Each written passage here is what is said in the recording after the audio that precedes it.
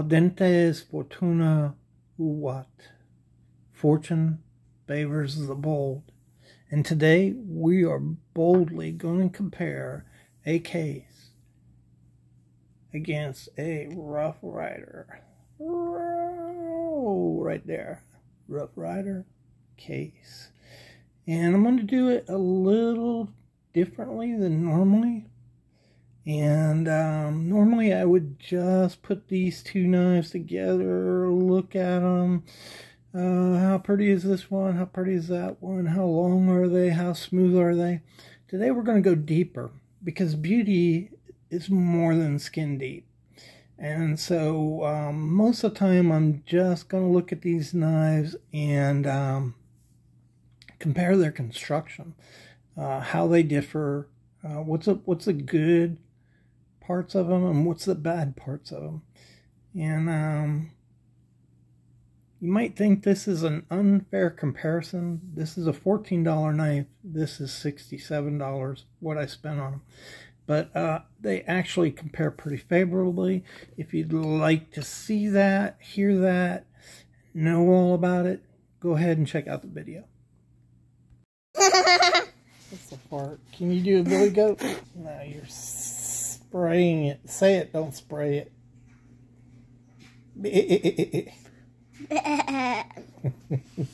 That's a pretty good billy goat. Alright, welcome back to the Fortified Castle. Hi to all my viewers.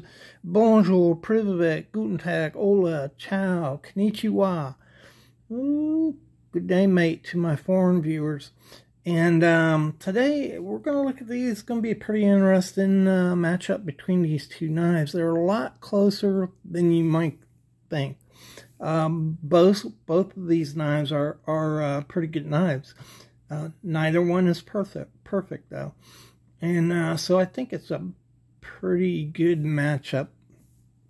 I want to start with the bone on this knife right here. So this is a Rough Rider Barlow. As I mentioned in the prologue, paid $14 for this, and look at the bone in this. So some of y'all may really dig this bone. I like it. I like the saw cut. It looks very rough, rugged, and really looks pretty good.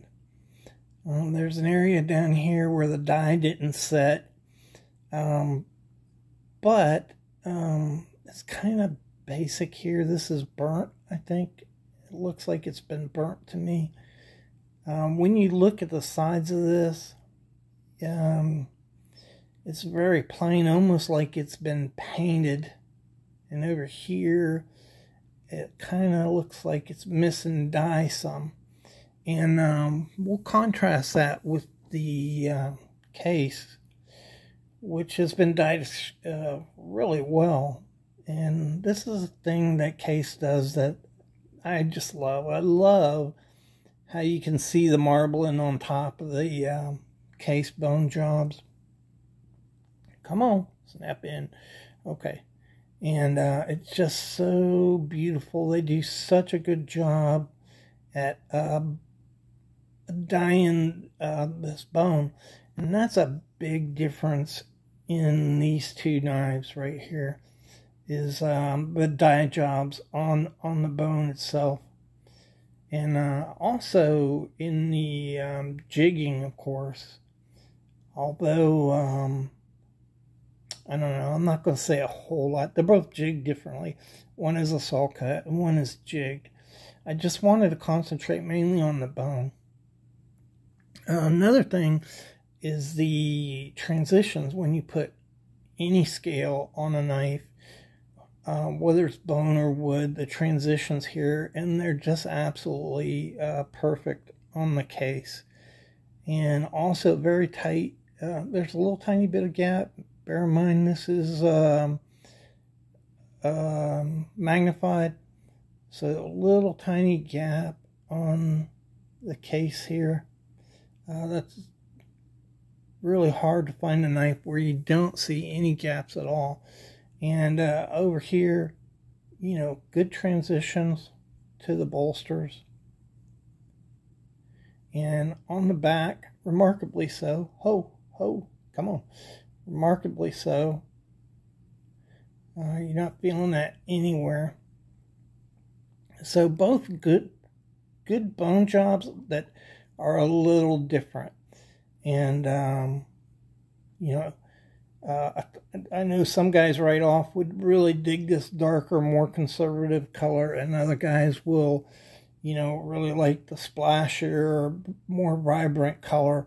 But that's not really what I'm making a judgment on.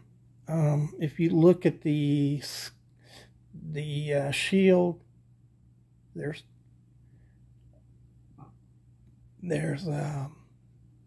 no gap in there whatsoever. And when you look at the shield on the Rough Rider, same thing. Really good job setting that shield down in there. Remarkable for a $10 knife. 12, let's see, I paid $14 for this, $67 for this. This is really remarkable when compared. Which looks better? You know, I'd have to say the bone on the case looks better. It's not a matter of the color. It's just a matter of the die job, the jigging, just the overall job compared to the two. When you look at the back of this, snap in. Boy, I'm having a hard time. All right, so it looks like you've got an appreciable gap here. It's really not, though. See if you can listen to this. Hear that? So it's a differential height here, mainly.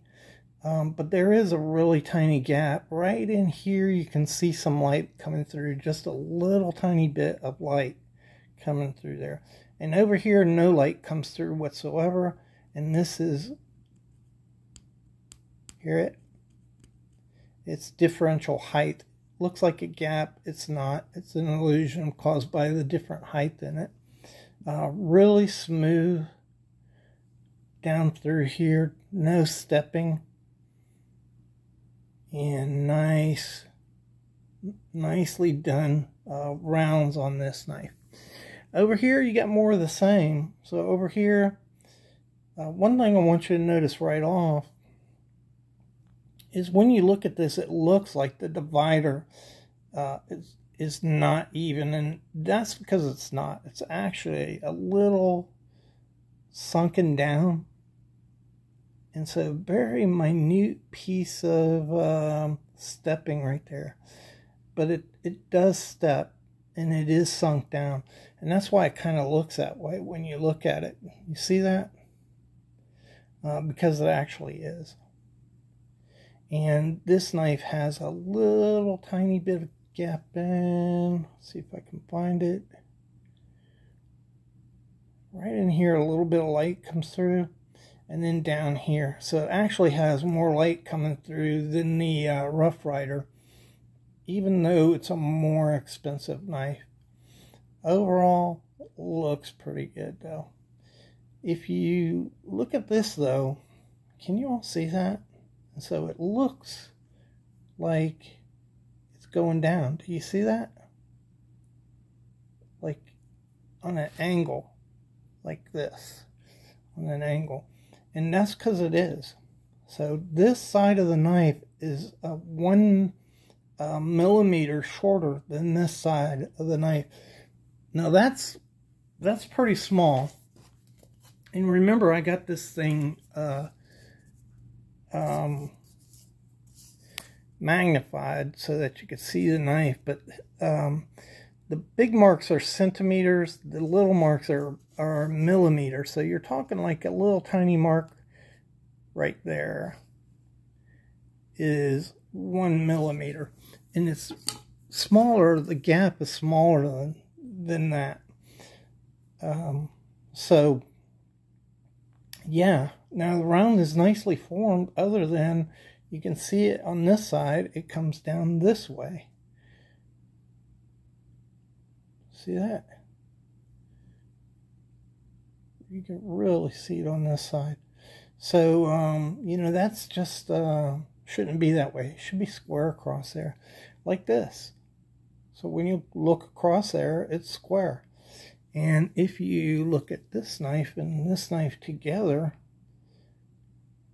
all right, snap in there. You can see the difference. It's square across here, and here it's not. Very, very small, almost imperceptible, but you can see it. And it just shouldn't be that way. That's a big difference in these two and how they're made. The pull on this knife is pretty good. You have a nice snap when you shut it. Let's check the other blade. Nice snap when you shut it. But you'll notice this has a half stop on here. But when you look, you can see this is up. See how much that is up right there? Whoa. Really having trouble. That's because of that stupid background I got, which is all crazy. That's quite a bit right there. Sticking up, and that should not be. And when you close it, it's nice and smooth, nice transition through there. And I'll show you this knife right here.